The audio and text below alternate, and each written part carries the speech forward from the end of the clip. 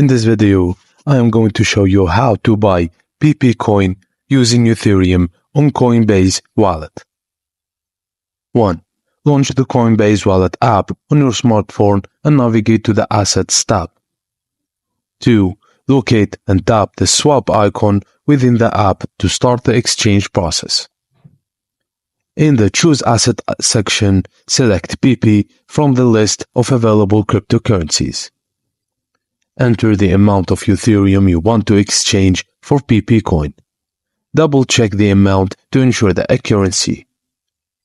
Next, verify that you have sufficient Ethereum in your wallet to cover the gas fees associated with the transaction. Gas fees ensures the transaction is processed on the Ethereum network.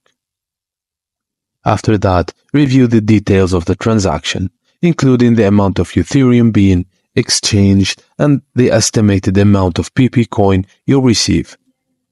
If everything looks correct, proceed to confirm the transaction. And once confirmed, the transaction will be processed. You will receive a notification once the transaction is completed, and the PEPE Coin will be added to your Coinbase wallet. And that's it, guys. Thank you for watching, and please don't forget to like and subscribe for more.